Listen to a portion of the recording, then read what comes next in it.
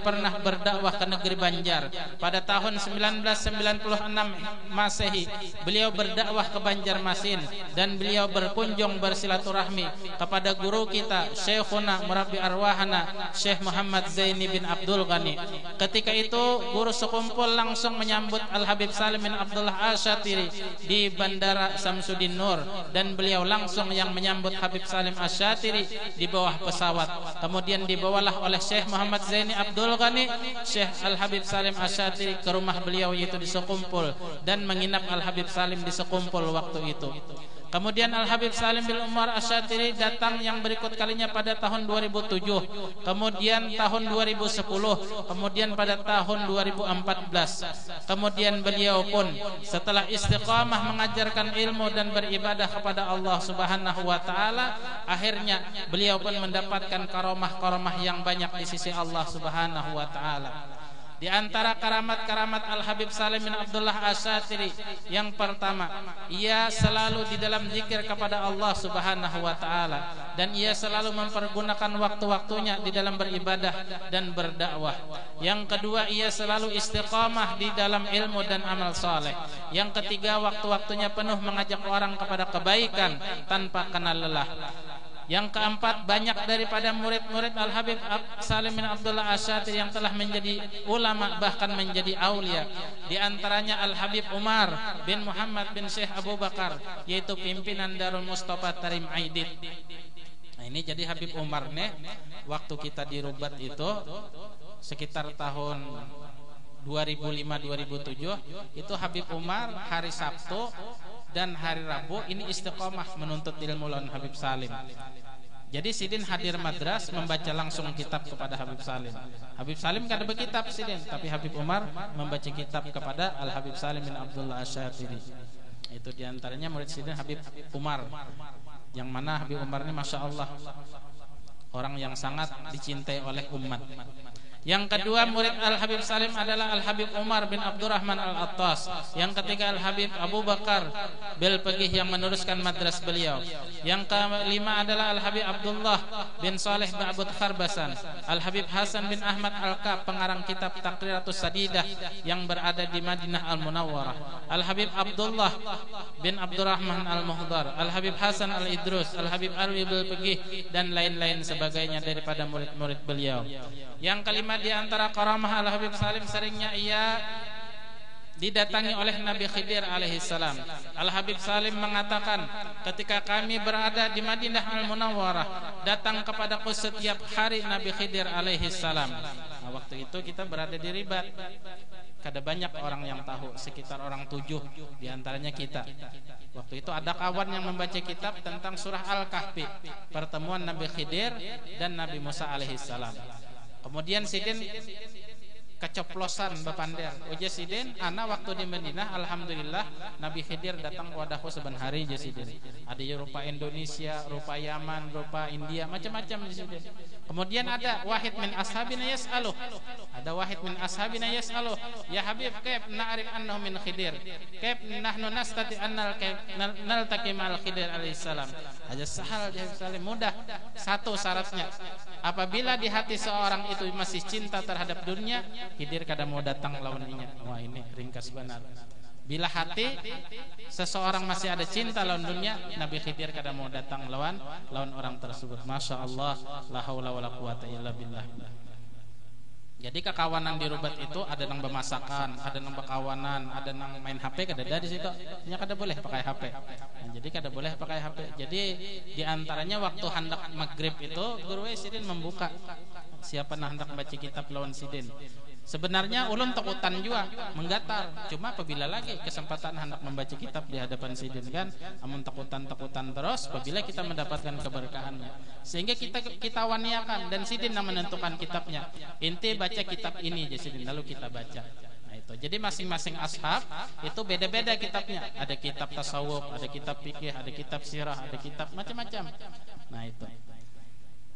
Jadi Sidin pernah keceplosan bepender dan kita tangkap. Mungkin ada yang ingat dan kada. Namun kita alhamdulillah kada diingat-ingat, ingat soranganan. Nah itu dah. Yang keenam, seringnya berkumpul dengan Nabi Sallallahu Alaihi Wasallam di waktu jaga dan di waktu tidurnya. Ini bubuhan orang-orang soleh. Satu cita-citanya adalah mimpi lawan Nabi Muhammad Sallallahu Alaihi Wasallam. Mudah-mudahan kita bisa mimpi dengan Nabi Muhammad Sallallahu Alaihi Wasallam.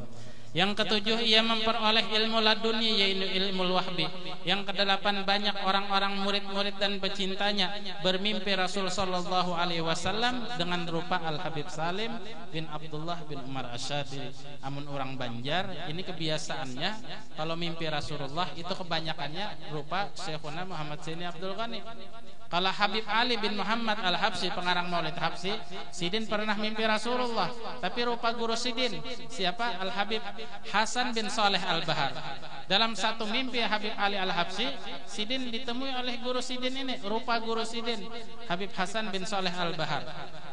Ujar Habib Hasan bin Saleh Al-Bahar, rupanya Habib Saleh, Habib Hasan bin Saleh Al-Bahar.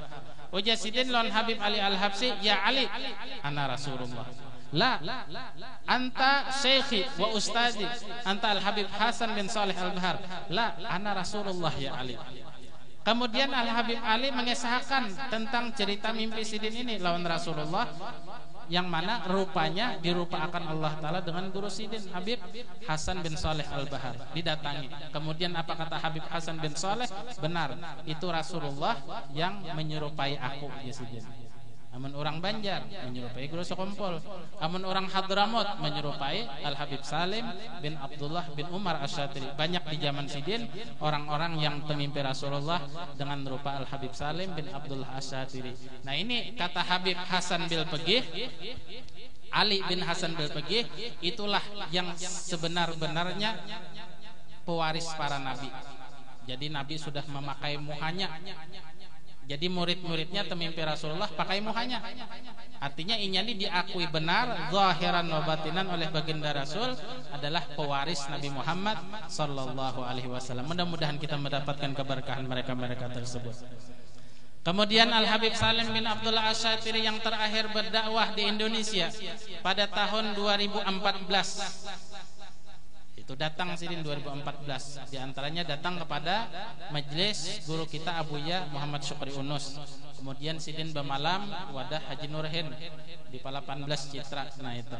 Kemudian berdakwah juga ke Masjid Jami Sungai Jingah, ke Masjid Masjid Al-Mukarramah Al-Karamah Matapura. Itu.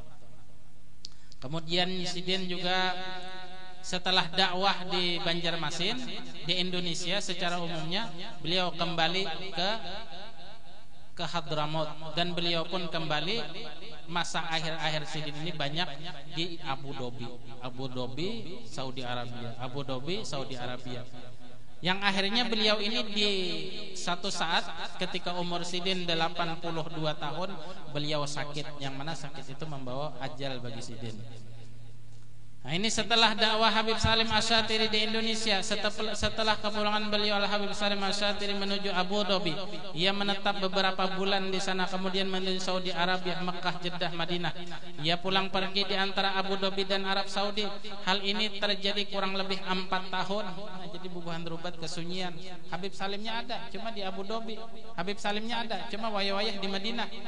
Kerubat kan melalui aja.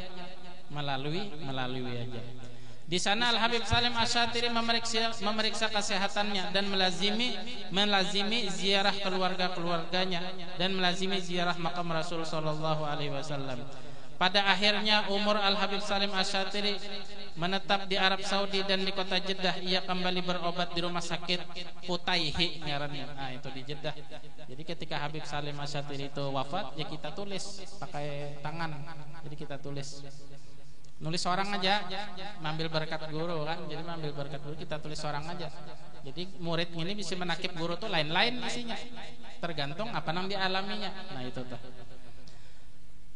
Pada hari Jumat malam Sabtu tanggal 1 Jumadil Akhir pada tahun 1439 Hijriah atau 17 Februari 2018, ia meninggal dunia di rumah sakit Putaihi tersebut dan berpulang ke rahmatullah dalam keadaan husnul khatimah. Inna lillahi wa inna ilaihi rajiun, dalam usia 82 tahun. Wafatnya Habib Salim Asy-Syatiri maka menggemparkan seluruh dunia. Semua murid-muridnya menangis. Nah, ini kepergian Habib Salim ini. Habib Salim ini satu ulama yang sudah odor kesehatannya, cuma Sidin saking hobinya berdakwah pakai kursi roda, tetap berdakwah Sidin, tetap melaksanakan dakwah. Kenapa? Karena waman ahsanu qaulan mimman da'a ilallah wa amila salihan wa qala innani minal muslimin. Kadada nang lebih baik daripada gawian ini ujah Habib Salim daripada mengajar ilmu agama. Jadi orang-orang